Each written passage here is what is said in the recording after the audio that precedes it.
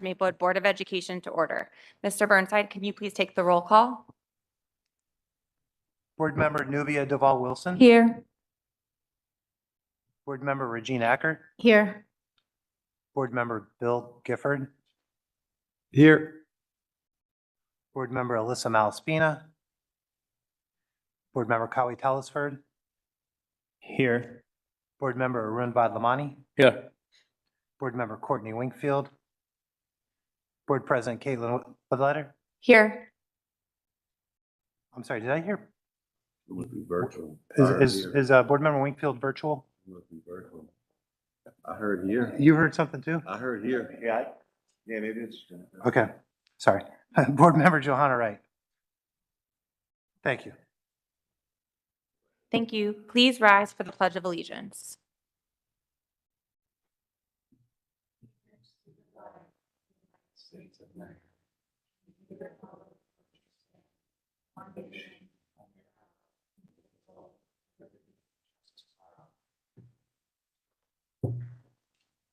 Please take note that adequate notice of this meeting has been provided in the following manner. A written notice was sent from the Office of the Secretary of the Board at 9:30 a.m. on November 13th, 2023.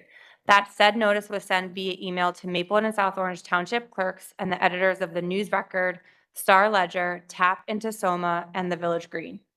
Tonight's board will feature a presentation from the New Jersey School Board Association on how to conduct a successful superintendent search. After the presentation from NJSBA, the board will begin a working session away at a family-style table as part of our board retreat. We welcome all community members in the audience to gather around the table to be an active listener during the board retreat.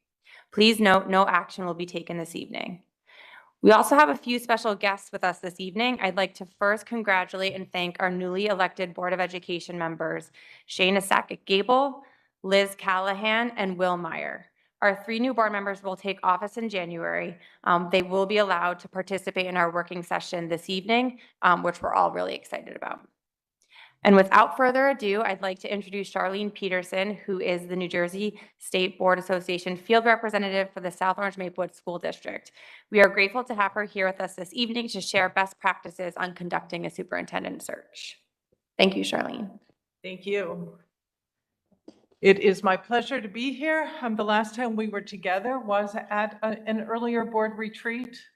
Okay. And at that time, the board had made a commitment to take the time to train together more often. So as a result, we committed to doing this quarterly. So this is then kind of that next quarter of us coming together and really finding the benefit. We say that as a board, we don't often take the time to focus on our work and have conversations about our work. So appreciate the fact that we are coming here together to spend some time just to talk about the board's work. So said we're going to just go through a presentation about, just the steps and all the different choices that a board might have in a superintendent search. I'm not necessarily advocating for, any particular company or anything, just more kind of in general what one goes through in conducting a superintendent search. So having said that, if you want to go ahead and flip the slide. So we know from a board's perspective that we only have one employee, right? And that's the superintendent. So when the board goes through this process, we always say that because of obviously the huge impact that the superintendent has on your district, how important this process is. And it just drives success throughout the district. So we recognize, like I said, this is the board's only employee, and then all the other district staff report to the superintendent.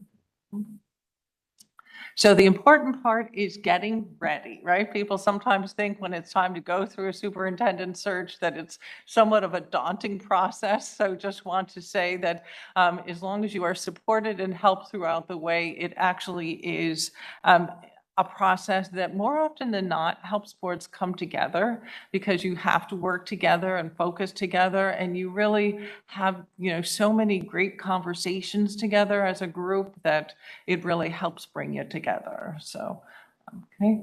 So just some of the steps we're going to go through tonight, just talking about the vacancy, what it looks like, a search process, and then transition. Okay. So in terms of vacancies, what your options are for a board, when you do have a vacancy in the superintendent position, that you essentially have three options, and it kind of depends on what your situation is. In the first situation for an acting superintendent, a board would have an acting superintendent if their current superintendent is still under contract, but unable to fulfill their responsibilities due to an absence, disability, or disqualification. So essentially, what that means is that for a district, you can only have one superintendent on the books. So if your current superintendent is still under contract by the district, but is not able to sit in the seat, then the board, can fill that seat then by someone who is acting in that role. An interim superintendent, by definition, is a retired administrator, so that essentially is another superintendent. So you would only have an interim superintendent if you don't have another superintendent on the books. So when the seat is completely vacant. So because the interims are retired, it's the pension system that restricts how long they're able to stay in your district. So they are able to initially be approved can be, as short as the board needs them, to initially 1 year, and can be approved to stay a second year. So that's, like I said, so they are retired. And then the next one would be, to hire a permanent superintendent, and that is a contractual relationship. Their contract is essentially their tenure in your district. The minimum contract a board can offer a superintendent is 3 years, and the maximum is 5 years. And the contract has to end on June 30th. So, so you have to even stay within that. So like for boards that say, if the superintendent's starting in January, you still have to stay within that June 30th, within that 3 to 5 years, recognizing that the contract is to end on June 30th. So in terms of what the requirements are then for a permanent superintendent, so the certification that the state requires is that they have to have a school administrator certificate. So either holding the certificate or a certificate of eligibility, which means that they have fulfilled all the requirements for that seat, but have not yet sat in it. So they have the needed certificate, but will need some mentoring then. As of right now, New Jersey still requires that you would have to be a resident. So if you're currently not a resident, the state gives you 1 year to move. We just talked about that 3 to 5 year contract. The contract has to be approved by the executive county superintendent before the board can make the appointment. So the board would enter into negotiations, prepare a contract, submit it to the county superintendent, and then upon approval from the county superintendent, then would the hiring appear as a resolution, before the board. And then when superintendents, they changed the language and said that compensation is subject to comparability requirements. So if we switch to the next one here, the way the state defines comparability requirements is essentially saying that the salary has to be comparable to similarly credentialed and experienced administrators in the region with similar enrollment, achievement, challenges, and grade spans.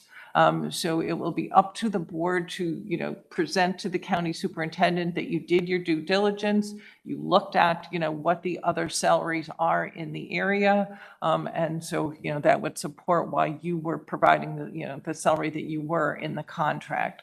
So like I said, it is negotiable, but has to be approved by the county superintendent.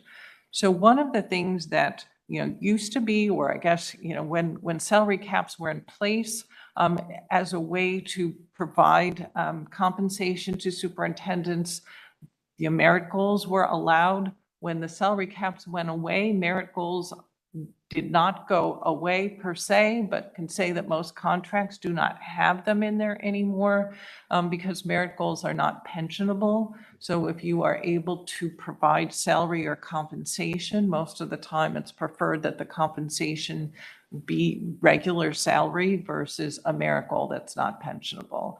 So, but just wanted to make you aware that that option still technically exists if that is something that would be of interest. I think when you board hires an interim superintendent, it's usually the compensation is usually a daily rate. You're paying them so much a day. And usually that daily rate is calculated by taking an annual salary and dividing that by 260 days. And then for an acting superintendent, like I say, it's usually someone who is a current employee who already has, you know, a contract with the district, and then you would just be providing some additional compensation for the additional responsibilities. Okay. So now we're going to go through the process. So you can go ahead and switch again. I'm just going to take you through the steps of the process, really focusing on how important communication is. Okay. And that's, you know, as much as we know, you know, the value in making sure that our public and our stakeholders are aware of what we're doing, much of this work is confidential, but it's important that we make the public aware and make our stakeholders aware as much as we can throughout the process of what we can. Most boards that go through this process will have a separate section on their website where they'll have the calendar, the ad, kind of, you know, any information that will help your stakeholders be part of it and just kind of understand where the board is in the process. Okay. So again, these are the steps then. The kind of the biggest or the longest step is actually preparing for kind of, you know, getting ready to start receiving applications and, you know, actually getting ready to start meeting the candidates. So there's a lot of legwork that needs to happen before then. I guess one of the things that I don't remember, I don't know if you know, once the change in the board, will you have anyone who's conflicted, who has a relative that works in the district? Because if that's the case, they would not be able to participate in the search. You know, they would have no more rights than any other member of the public and would not be able to participate in the search. Okay, good. So it sounds like all of the members will be able to fully participate. Okay, so I'm just going to go ahead and take you through all the different steps of what we'd be looking at. So the first part of it, I guess, is deciding if you want to do this yourself, if you want to hire a search firm. You know, and some boards will like separate themselves and maybe have a committee kind of get started with the work, but recognize, you know, at the end of the day, it's the full board's responsibility when it comes to the interviews and things. But sometimes, like just starting the legwork of this process, sometimes boards will assign an ad hoc committee to do that. So either way, you know, works. Sometimes I just, you know, in searches I've done, I will either just be given one contact person or say that the committee is the one that's, you know, the contact to start the process. So you can either, like I said, hire an outside consultant. New Jersey School Boards, as the state association, does assist with searches as well. You know, in terms of a scope, you know, some boards will say, you know, can just start out and say, we're going to look and see who our internal candidates are. If we don't have anything beyond that, then we'll expand to, you know, to open it up to everyone. Some boards will just, you know, most boards will just open it up right away and then just have the internal, you know, if there are an internal interest to apply. And then you can decide, is the scope or where you're hoping to attract candidates from? Are you thinking, you know, more from New Jersey, from the Northeast region? Are you interested in more seeking nationally? So those would be all decisions that the board would have to make in terms of the scope of the search. And then in terms of a cost, you know, the consultant's fees vary. Like I said, our least expensive search is $4,000, but that's, you know, for a board who does most of the work themselves. Our most expensive is $12,500, but other consultants will, you know, provide different services and, you know, charge more for those services. In terms of advertising, so there is a lot of advertising that just comes as a result of the consultant and the contacts that they have. But some boards, you also have the option then to pay for additional advertising, and we'll look at that in just a minute. And then typically, we could pay for any additional background checks, like it's common to ask to have a social media background check done. So perhaps different checks that you might want to consider on your candidate. Okay. So in terms of a timeline, it's, as you look at the process, there's some things that really are not in the board's control. Like typically, the application window is open for 30 days. Usually if you're advertising, you're buying advertising in a time span of 30 days, it takes usually that long to have the ad open, have applications coming in, have people be able to hear and know about your opening. So you kind of have that span of time. Then there is the span of time then that the board, will need to conduct interviews. It's typically, if you're doing 3 rounds of interviews, it would be, 2 to 3 rounds, depending on how much the board would want to compress that time frame. And then, in between all of that, while we're advertising, typically is when we're meeting with your stakeholders. So those things can overlap. And then the end piece of it, then once you've selected a finalist, the county superintendent, so that they need to give them at least 2 weeks to look at the contract. I've seen them do it much more quickly than that, but that's what's in the requirements. And then depending on who you hire, you would have to look and see what notice does that person have to give to the district that they're leaving. So if the minimum is usually 60 days for someone who's not a superintendent. And if it is a superintendent, it could be longer, like up to 90 days, 120 days, depending on what's in the contract that they have with their current district right now. So those are all things that kind of need to be taken into consideration. So when you look at all of that, really the only part the board really has control over is, how compressed the interview schedule is. And then the rest of it is just kind of a time frame, like I said, that is dependent on the person's notice and making sure that we leave the application window open for that month's period of time. You mentioned the application stays open only for 30 days or 31 days or whatever it is. I mean, is that a stipulation or is that just the norm? It's just the norm, just because most of the time, if you pay for advertising, like it's usually an amount for 30 days. So if your advertising's out there for 30 days, then your application should be open during that time that your search is being advertised. But there's nothing stopping us from having Longer? a quarter or whatever. No, absolutely, no, yep, no, I mean, that's, seen boards do it 45 days, 60 days, especially if it's around the holidays or other things. That would just be I would say that would be the minimum. Okay. So this is kind of a sample of, what a calendar might look like. So it's just kind of taking those steps and just kind of laying it out, of saying, like, the first step's the meeting with the board, to kind of get the board's thoughts on what its vision is, what you're looking for, what the calendar would look like to you, just kind of what are things that are important to you in the advertisement. So just kind of going through all of that. Then, like I say, then that next month or so is set up doing the advertising, meeting with the various stakeholders. Then you would sit down with the board, like once you've got all the applications in, to go through the application, select who you'd want for the interviews, schedule time for the interviews.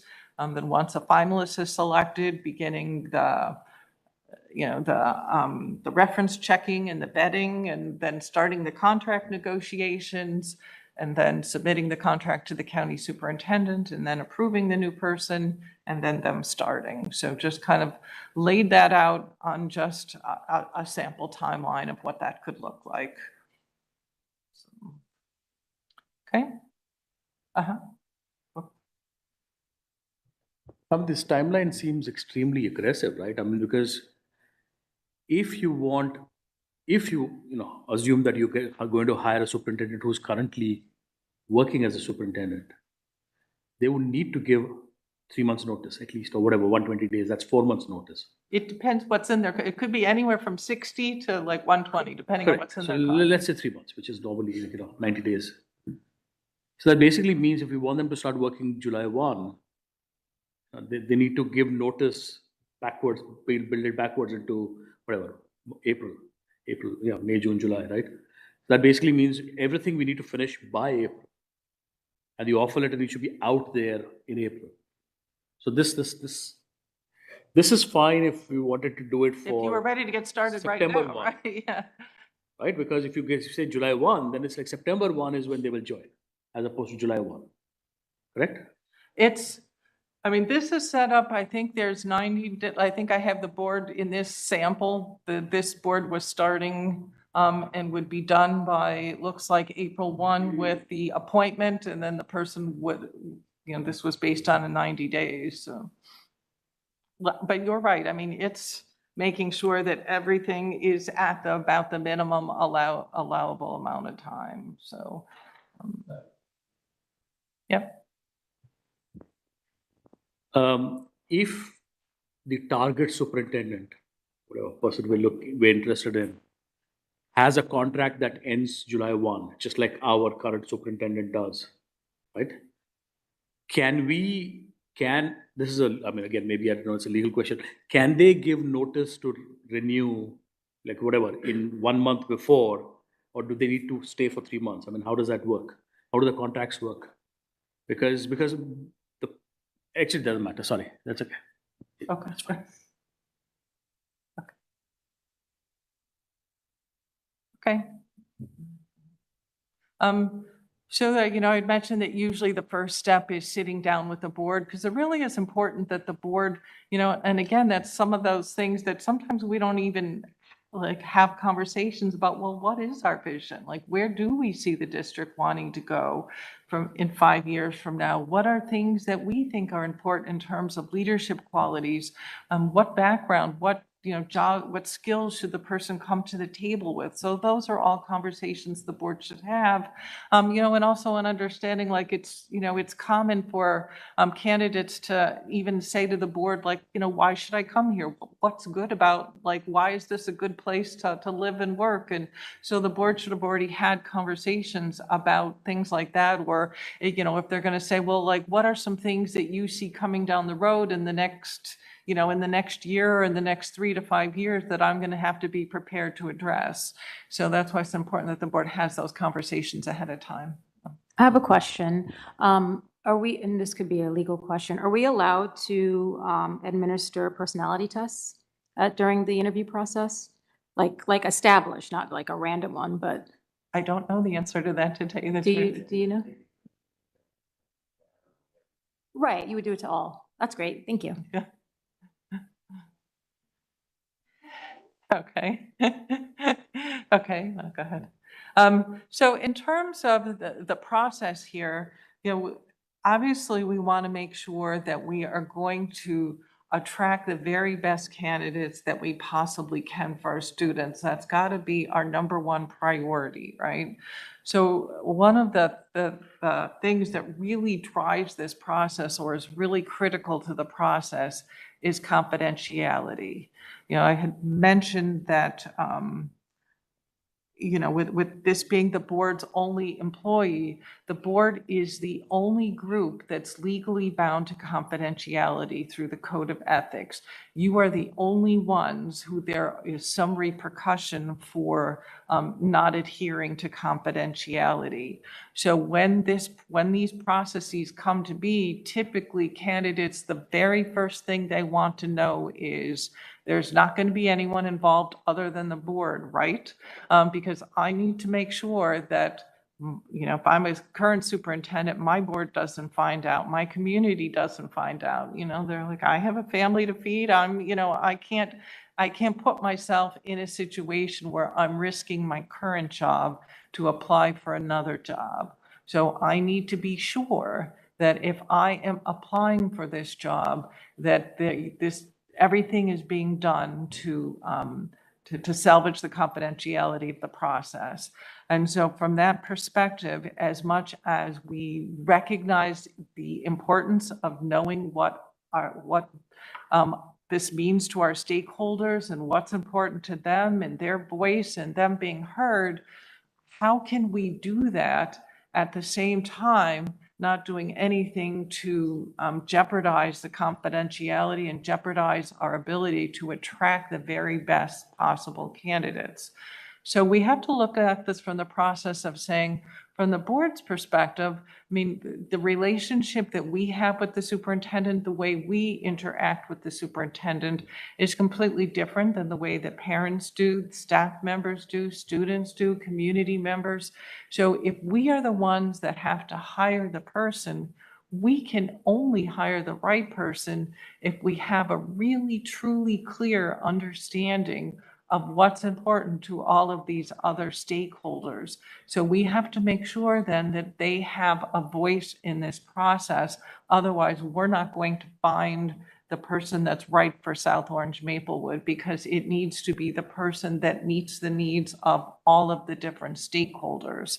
So it's critical part of the process then of recognizing if they can't be at the table with us because of the importance of confidentiality, then they can be at the table with us in a different way of saying, I'm going to hear what they have to say. It's important. I'm going to put out surveys. I'm going to make sure they understand the process. I'm going to, schedule input sessions. And then essentially when the board looks at applications, you look at them through the lens of not only what's important to you, but what did you see in terms of the rest of the stakeholders through this process of what's important to them? So then that's the lens that you should be looking at as you're considering the applications. So, I just wanted to note that I really love the idea of input sessions, and you kind of walked us through that this week on a call. And I think that's really important for the community to have an opportunity to engage in this dialogue. And one of the things you had mentioned is it could be facilitated in an auditorium or, whatever the location is. But as a board, we wouldn't be there. It's more the engagement with a neutral party to just have open dialogue. I think that's exciting, and I would love for us to be able to do something like that. Yeah. absolutely. I mean, this is the chance for the community to say what they have to say. And sometimes, I mean, more often than not, the board is not there. Like typically you'll just come, say, or, perhaps the board presidents and say, thank you for coming. We value your input. We're going to leave now because we don't want to impede what you have to say. We don't want you to think that you can't say whatever you want. I mean, I've done it both ways where the board is there, but I've also done it usually more often than not, they're not there, but your community, like, what would work best for your community. And to me, different from even just taking their input, I also think it's important to explain the process to everybody and let them know the steps the board is going to, let them understand why this is happening the way it is, how they're going to be kept updated, what they can be told. So making sure that everyone understands the process and then take their input as well. And then it, like I said, can be like in larger groups, in smaller groups, it can be in person, it can be virtual, it's always also via a survey. And then, and that's another way that, for the board to kind of be involved in terms of identifying who those groups are, or, that need to be, part of this process.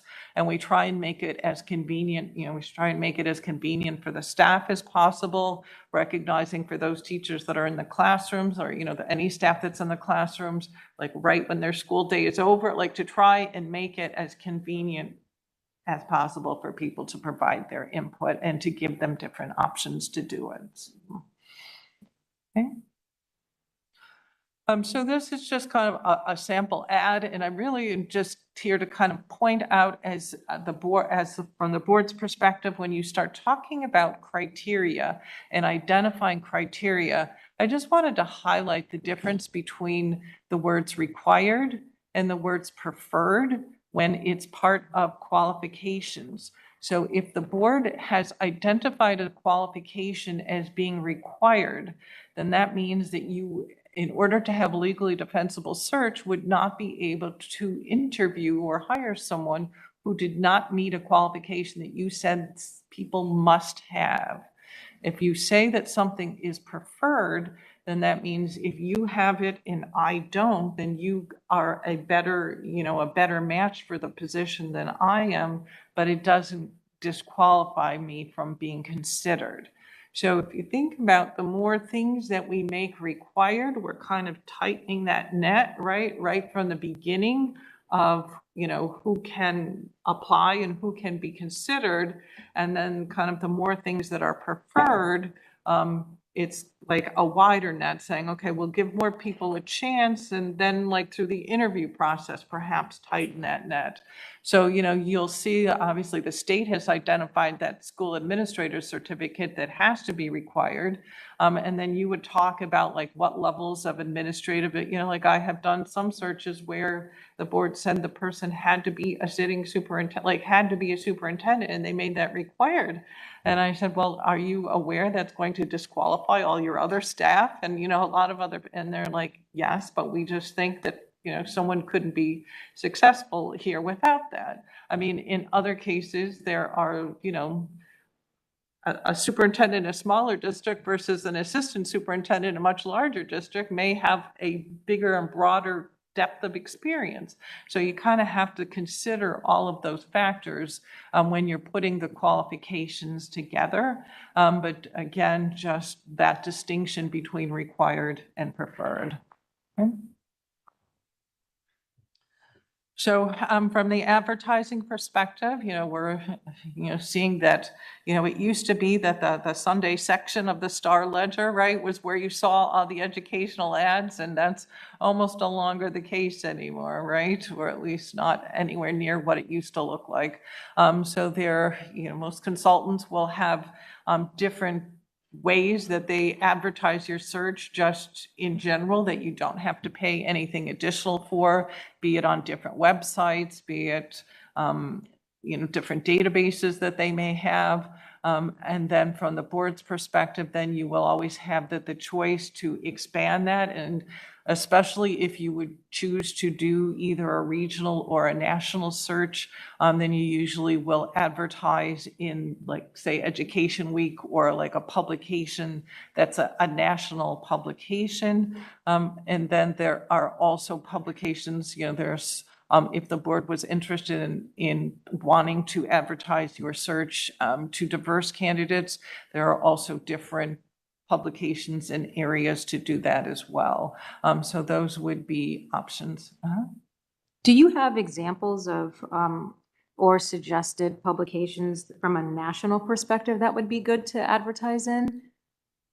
Is there like a resource list on NJSBA? I only ask because knowing that we have the 1-year minimum for being in New Jersey, I just wonder the ROI of doing national versus keeping it local. But obviously, if there are publications that have a history of being able to pull the talent, then it would be worth it. So, I mean, Education Week is usually the Ed main Week, one that yeah. most boards that do want to look nationally, that's usually a publication that they would advertise. Okay. So in terms of looking at, material that you might expect through the application process, we want to make sure from the board's perspective that you have the information you need, right, to make an informed decision. So that would be one of the things that you might want to ask, is that what kind of information does the consultant ask for? And what do you have access to? Because in some, like, I'm aware of some consultants where they just hand the board the top 8 names they suggest for them, and the board doesn't even get to see the rest of the people that apply. So you need to kind of make sure that you're asking, do I have access to the full information on every candidate, and what does that information look like? Not everyone also has an application that the person has to fill out.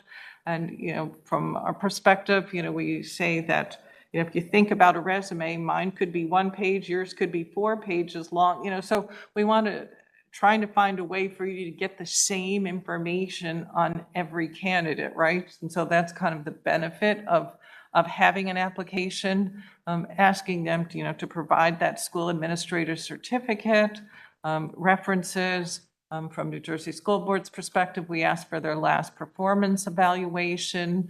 And then also, you know, part of the requirement of that school administrator certificate is they have to have a master's degree. So then we ask for any transcripts beyond that master's degree, just again, as additional information for the board. And then it's starting to see a little bit too, like boards asking like just for like a 2-minute video or something for the candidate kind of introducing themselves to the board. So those, you know, so those might be all possible materials that you might want to consider. So then if we kind of recognize then that we're kind of at that step in the process now, we've advertised, we're collecting applications. So now then it's, you know, time for the board to kind of then decide who the board wants to bring in for first round interviews with the board. So again, kind of that, you know, we would, you know, at this point we've developed or, you know, all kinds of criteria. We've gotten all kinds of feedback back from all of our stakeholders. So typically there's some kind of a candidate profile that's put together or like a criteria-based kind of profile based on all of the information that has been received. So the board would look and consider that. We would look at the qualifications that were in the ad that we asked for. In many cases, you know, you would have the ask for the consultant to do kind of preliminary interviews. Some people call them screening interviews. To me, it's just kind of more finding out more information for the board to consider. So you would look at that and kind of take all of those things into consideration, then all the information that you would find yourself based on, you know, the resumes and all the application material you have, the board, you know, being able to come prepared to have your own discussions about, you know, what struck you. You know, I sometimes have a board say, you know, like, that they like the fact that they could have all the information so that they could kind of find that diamond in the rough, and said sometimes somebody might not look that great on, you know, or might not look like they're the best candidate on paper, but something you might see in them that a consultant or someone else might not pick up. And then, you know, this, you know, giving you the option to kind of find that diamond in the rough and make sure that you have the information you need to do that. So, okay. So this is kind of a usually like what interview rounds look like for the board. So it's usually important that the first round is very structured so that every candidate is treated exactly the same. So that, say, if you move forward and I don't, I can't come back and say that I was treated differently or I wasn't asked the same questions that you were. So it's important usually in that first round that we all have the same chance to move forward. So that's why it's usually structured. And at this point, you're just trying to answer the question, like, did I show you enough that you want to learn more about me? Like, you don't really know enough yet about me to know whether I might be your next superintendent or not, but did you learn enough to decide if you want to have me come back again or not? So that's usually what the first round is. And then the second round, so the first round is usually about 8 to 10 people. Then the second round, you cut it in half. And then the second round is usually at least twice as long. It's more flexible. You may ask some questions of everyone, but there may be questions based on what you heard in the first round. You know, maybe I have a strong K-8 background, but maybe not a strong high school background. So you might want to ask me more questions about that you might not need to ask somebody else. So the board would, you know, have the flexibility now in this round to do that.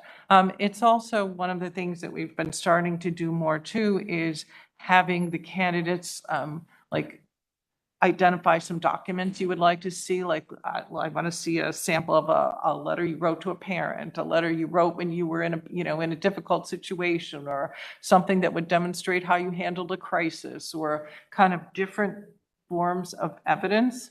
that would help, again, inform the board about you as a leader. So those, and then, perhaps different scenarios that you might want them to come back and either prepare a short presentation for the board about. So those are all, so that second round is usually much more flexible in terms of, the board being able to really dig and find the information that it needs, and sometimes even finding out more about them as a person. I mean, I was with a board where they asked them what book they were reading, just to kind of get a sense of, just kind of a little bit more, get to know them a little bit. So then ideally now at the, So do these meetings happen in series of exec sessions? Is that Yes. how it is? So there Yes. would be one per candidate and there would be as many as required. yes. Yep, so you would schedule them with enough time in between the candidates, and we usually have a process where this one's coming in this door, this one's exiting out another door, and sometimes even do not even do them in the school district, like find even a neutral site. I mean, I've had instances where people would say there's like people waiting in the parking lot to see who pulls in, and so I've done them like at NJIT and other places that are not in the district. So like really taking the steps necessary to preserve that confidentiality. So ideally then after the second round, then hopefully then you could see me as, if the board's considering moving me forward, that you could see me as your superintendent. Maybe there's still more things you need to find out, and there's a couple of us that you feel that way about. So now to bring us back then to, again, trying to narrow it down so that ideally we're narrowing it down to that final one. So then in this case, it would be kind of a more in-depth, based on what we've done in 1 and 2, this could be conversations, this could be like, share your 90-day entry plan with me. It could be, whatever, based on where the board's at and what they've seen, just some flexibility in what that could look like, so that recognizing ideal, like if everything goes perfectly, that at the end, we say that we don't have your next superintendent yet, we have the finalists that we're moving forward with. So that's, ideally that's the process that we would end up with. And if we're not there, then we say that you should not settle. Like tell the board, if you are not unanimously and enthusiastically excited about moving forward with someone, then we start over. And you should go back to, opening up applications again, like don't settle, don't let the calendar drive the process. What your main focus should be is finding the right person, finding the best person, and take whatever steps are necessary to make that happen. Okay? And then assuming that we did reach a point where we did have a final one, so then, we would typically notify the candidate then that they are the board's finalist. So then at that time, and again, this still comes down to confidentiality. I mean, in some cases, the person feels comfortable enough to say, okay, like I've given you some references, but you can, call whoever you want. And others will say, you know what, I'm still not willing to take that chance yet.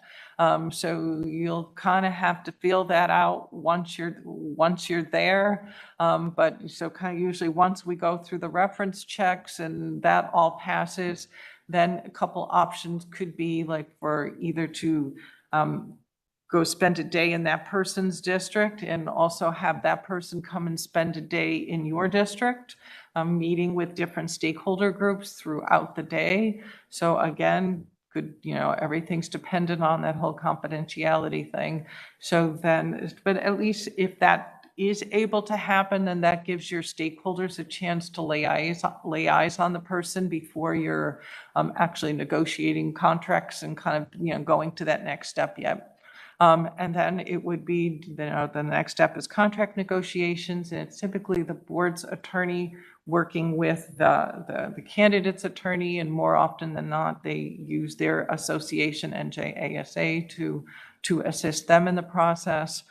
And then once you come to terms that you agree, and it's reached the point that there's really not as many things to negotiate anymore. Like it used to be that New Jersey school boards, we put together a model contract for boards and said, here, like, use this.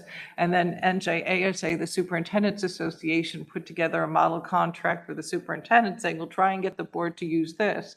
Then when the state kind of took away a lot of the things that you could negotiate, the two of us got together, and New Jersey school boards and ASA, and we developed one model contract, recognizing that it's pretty much just down to the length of the contract, salary, like there's just not that many things, professional associations they belong to, just not that many things that are really left to negotiate. And then ideally, and then once you came to a contract you'd agreed upon, you send it to the county superintendent for approval. And then assuming it's approved, then the board is, tries to see it does, obviously you want to get the person appointed as quickly as possible. So how close is it to our next board meeting may determine whether you want to call a special meeting or if you're able to wait until the next board meeting. And then, as we said, we would have to wait then for the person to start based on what and then they would typically resign, like after you appoint them, then they would then resign from whatever their current position is, and then whatever that wait time is. And sometimes, the whatever, in their current district, sometimes the boards will release them sooner depending on their situation. So it's, we have to plan for whatever their notification clause is, but sometimes you do luck out in it sooner. Okay. And then, saying, okay, it really doesn't stop here, that we know that once we have a new person, we really need to do everything we can to help them be successful. So it's important to have those conversations of saying, okay, like, these are what our expectations are. When we communicate, these are the things we like to hear. These are the things that we want you to know about us that we like. What can we do to help you? And just kind of have like really like a sit down with like this almost as a transition, and kind of have that conversation, recognizing that we do whatever we can to help them be successful, help them, set up some kind of a welcome to introduce them to the different stakeholders in the community, and really just do whatever the board can to help that person be successful.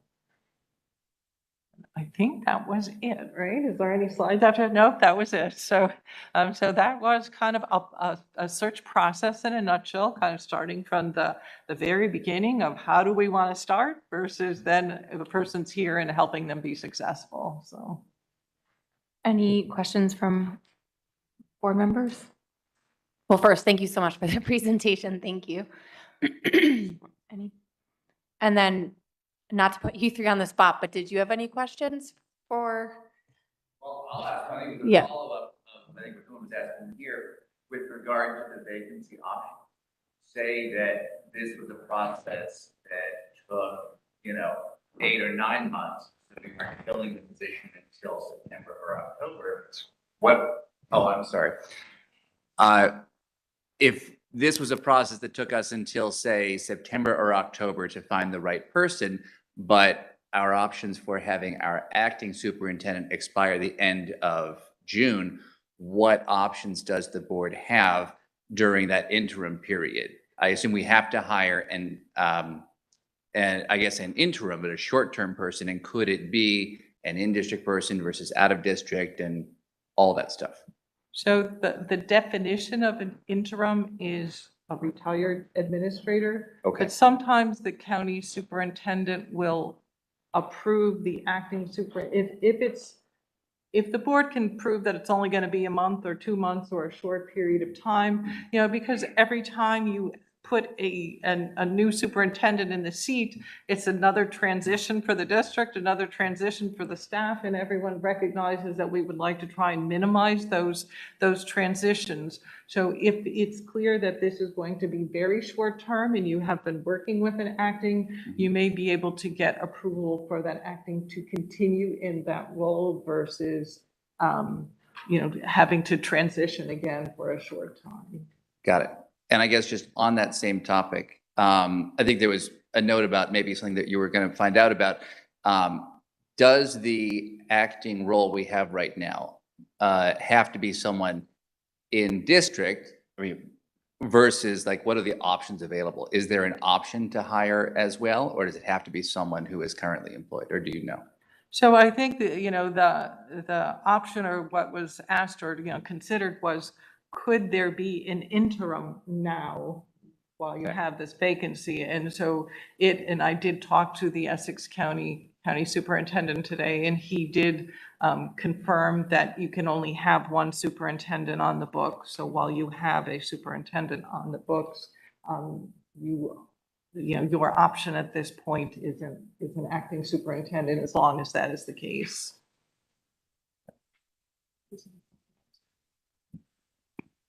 Along the same lines of Will's first question, do you ever see cases where a district starts out looking for a superintendent and maybe the applicant pool just isn't garnering the results the board wants, and then sort of pivot and switch to having an interim fill the role instead? Yes, I mean, sometimes it may be that, like you say, that the board's just not finding what it's looking for. And to me, it goes back to that, not settling. So if you've not found it, at the end of the day, your responsibility hopefully is to pick the best person that you possibly can. So recognizing that you have, up to 2 years for an interim to serve in your district. I've had boards that have gone out and, like you said, the first time they just didn't find they were looking for, waited a couple months, and then, went out again, and that time we're successful. So, this is always a game where you hope you're doing the best and, hope everything will go the way you want it to. But whenever we're working with people, anything can happen, right? So, Yeah. I guess connected to that, I had a question. You kind of laid out 3 different phases, and you said in the first phase, typically you get about 8 to 10 candidates. We know that hiring across sectors, including education, has been really challenging lately. How would you say those numbers look kind of current day? Is it typical in that first round to still have 8 to 10 candidates, or we're looking at slightly less? So typically so when I said the 8 to 10, that's usually selecting from a pool of about 30 to 40 candidates who will have applied for the search. And that's still. So that's about what we're still seeing now for superintendent Okay, and then I searches. just had one more question connected to when you talked a little bit about garnering stakeholder feedback across the community, but that typically that wasn't, I agree with the board president. I think that's a fantastic idea. I would love to see us be able to execute on that.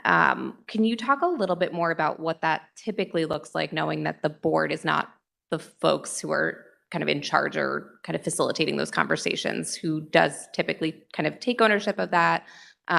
Any best practices you could kind of share with us would be really helpful. So that usually is the role of the consultant. So, like I said, the board would be helping to identify groups that they think should be spoken to. Usually you will work with someone in the district to help set up those times, help set up those locations, make sure we're getting the word out to the staff, we're getting the word out to the community, it's advertised everywhere. And then like I said, then usually the consultant is the one that, hopefully would go through the process with the group, take their input, then kind of, type up and then give all that input back to the board. So, Dr. Telesford? Yes, thank you for the presentation. I guess my question is, when we look at our community, we have a reputation of being very difficult. That's what I've heard from community members and also past board members. And one of the things that you mentioned throughout the whole process is you're looking for someone with certain leadership qualities and how you interact between the board and the superintendent. And I was just curious about what are we planning on doing during our breakout session? Because I think one of the things that, and I'm really glad that we have our 3 board member elects here, is that idea of what are our roles as board members? I wonder if we can really reinforce that, because it's kind of like riding a bike. You just have to keep doing it, keep that exercise going. And I feel as though that should be a regular part of our retreats, that we're going to do these quarterly. So we should probably just have that review every single time? Because I think you had this one example of you're at a party and you're watching people dancing. And our role as a board is just to say, okay, is the party going well? And then that's just to make sure the party is well run, as opposed to going to the DJ and say, what's your set list? I want you to play this track. This couple, they're not dancing right. Can you fix their steps? I think that is some of the difficulty that we have in our own district. And I want to know if we can really, I guess, have that reinforcement of constant training about what are our roles as board members. Yeah. And I think this exercise in and of itself, I mean, you said it first thing, I think it was slide 3, that this exercise of going on a superintendent search, its impact to a board is actually bringing a board together and being able to have dialogue. I know there's several goals for the working session. Unfortunately, I was going to put up on my email, but my email's not working right now. But just for us to have, like, what is our vision as board members, and have some vulnerable conversations so that as a board, we can, you know, make some decisions about how we want to move forward. And I think as a board, hiring a superintendent is the most important thing that we will ever do, and not all boards have this opportunity to do it. So I think this is a great step. And that was the reason why I chose the board retreat to be about this topic, because we need to inform ourselves on the process, and some of these timelines are short. And so, anyway, I appreciate you making the time. I know at one point you had 3 different dates selected so thanks for making it work for us. And so with that, we'll move to the working session. But first, I have to apologize because Dr. Gilbert, I completely forgot to acknowledge that Dr. Gilbert's at the Horseshoe. Thank you so much for joining our board retreat. I was so focused on board retreat. So thank you so much for joining us this evening, and it's good to see you up here, and we'll be seeing obviously more of you. So thank you, Dr. Gilbert. So with that, we will move to the working session, then we'll come back. We'll do hearing of individuals and delegates. So folks who have come to speak this evening, we'll do it at that time. And we have a hard stop at 8:30 because Charlene has another meeting to get to. So we will see you in a few.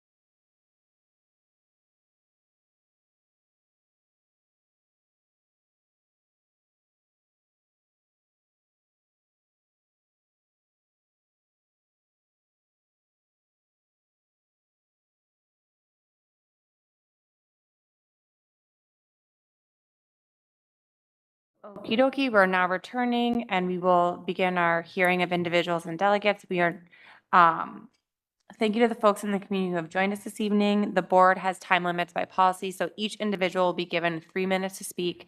Please do your best to stay within the time afforded to you. And if you could state your name and your location, that would be great. I just have to pull up the Google spreadsheet. Oh, okay.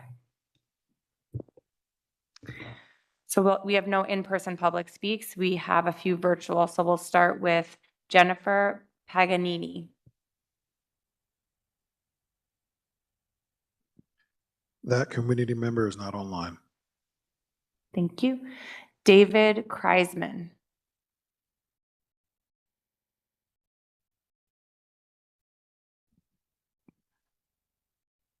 There we go.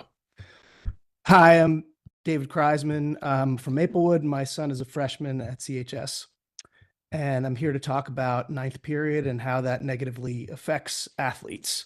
My son's a two-sport athlete, wrestling in the winter, baseball in the spring. And just this past week, we received schedules for both seasons, and we're pretty horrified to discover just how many times he'll be expected to miss ninth period for away competitions that take place early on weekday afternoons.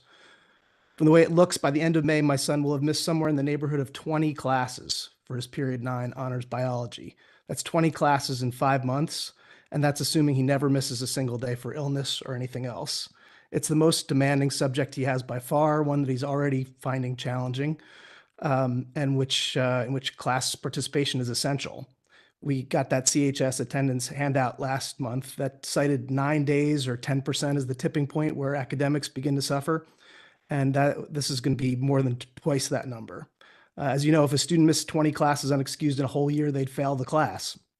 Now, we've been told that there's conference periods, but there's no way that that's going to make up the difference for what these kids are missing in the class. Teachers aren't always able to be there. When they are, they're pulled in all kinds of different directions. They're not there to teach someone who's absent for over 20% of the lessons. Now, obviously, switching ninth period and first periods back to the way they were would solve this problem for my son and others in this similar situation. But I know that that's a big ask with a lot of factors involved. So as an immediate stopgap, we're asking that the administration and guidance department allow students to change out of their ninth period core classes and into available classes earlier in the school day. I've had experience in the past where there have been strict rules about how and why kids are able to switch out of classes, and guidance has historically not been flexible at all. But if the schedule remains as it is, it's essential that the department be open to all reasonable requests to change out of a ninth period core class so that either PE or an elective can be put in that place. Missing 20 classes of an elective certainly isn't ideal, but it's much less harmful than missing a core subject for that much. The attendance flyer that went out last month talked about how much absenteeism negatively affects academic performance. And we've heard anecdotally of kids who played a fall sport who have already experienced this. We want to give our students every opportunity to succeed and also to pursue their extracurricular interests without having to choose one or the other. The current system is setting up a good number of our students to fail. So I'm asking you, please do what you can to help fix this situation. Thank you. Thank you, Dave. Next up, we have Melanie Hochberg.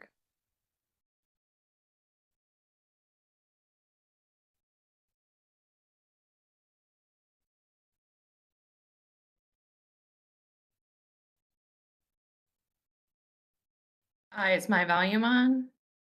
We can hear you now. Great, thank you. Melanie Hopper Geiger, Maplewood. I'm here to talk about the detrimental schedule we have created for our high school athletes.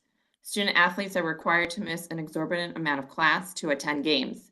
I have a baseball player and he's expected to miss 10 classes of geometry to attend games. Last year, there were 53 baseball players. With this roster, that is 530 class periods or 23,850 minutes of instruction that students are required to miss because of the school schedule. And that is just one sport. There are 25 sports teams at CHS.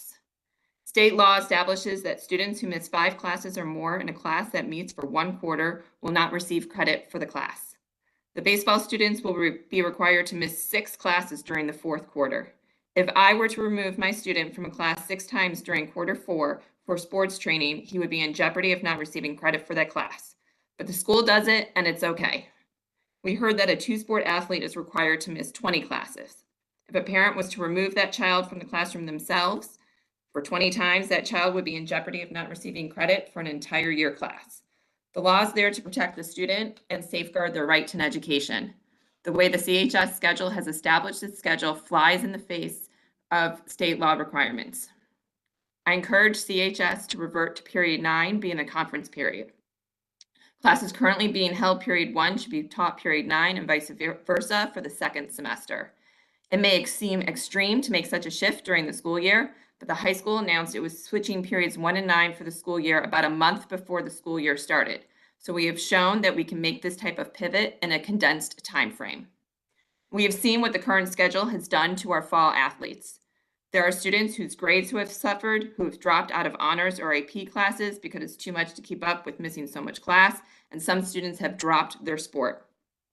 My student loves baseball, and I've witnessed him gain all the benefits of team sports: work ethic, sportsmanship, physical activity, pursuing a shared goal with a diverse group of peers, pride in representing his school. But like his coach, I stress the importance of academic achievement as well. My student athlete, like many, is a dedicated student that benefits from in-class teaching. Missing 10 classes of geometry is going to affect his learning and performance in the class. It is going to be really painful to him if he struggles to achieve in his class despite working hard because he has to miss significant in-class instruction time. And it's going to be crushing for me to watch as a parent, knowing that it is the school charged with providing him with an education that is interfering with his learning and success. Not sure what we're doing here. We should set up the system so kids can go to class. We look at graphs of student performance over time, statistics, and how many kids enroll in AP classes. We talk about supports and what kids need to excel. Let's start with the foundation, design the schedule so kids can attend class. Thank you. Thank you, Melanie. The last virtual public speaks is Victoria Rivkin.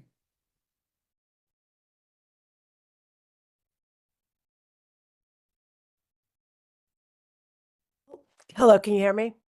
Yes, we can. Oh, great, thanks. I want to just reiterate everything that Melanie and Dave said. I am in South Orange. I have a sophomore who's also a student athlete and a good student. And I just want to say that the 9th period situation is a real problem. Missing 10 classes of the same course in one marking period is a lot. And that's, again, assuming that the child is not going to be sick or have to miss it for a doctor's appointment or anything like that. And making it up in first period is unrealistic. My son has already gone a couple times to first period, and the teachers were either not there or had told him that they are now administering a test and cannot help him. And that wasn't even because of an athletic conflict. So I shudder to think what would happen if he had to make up 10 classes in just one marking period with those type of realities. So I just want to, again, just reiterate that the way the schedule is now is setting up our students to really fail. And if we as a district talk about success for all students, this is a simple thing that can be fixed to create success for everybody, particularly if they're taking a core course that they need to do well in order to have a successful future, go to college or whatever they may want to do with it, as opposed to failing a class that is important for their entire life. Thank you very much. Thank you, Vicki. That concludes Public Speaks for this evening. And for those who reached out, we do have your email address. So as needed, the district can reach out to you individually for a response. So with that, we'll move on to new business. Is there any new business for this evening? Okay. So with that, I'd like to make the following motion. The Board of Education will hold a virtual public Fergus Implementation Committee meeting on Monday, November 27th at 6:30 p.m. We will then have a meeting of the Board of School Estimate held on Tuesday, November 28th at 6 p.m. That'll be here at 5:25. And that will be for the purpose of discussing funding for the remaining projects in the district's long-range facility plan. And lastly, for the month of November, we will have another public board meeting on Thursday, November 30th, starting at 6:30 PM. And we will at 5:25. May I have a second?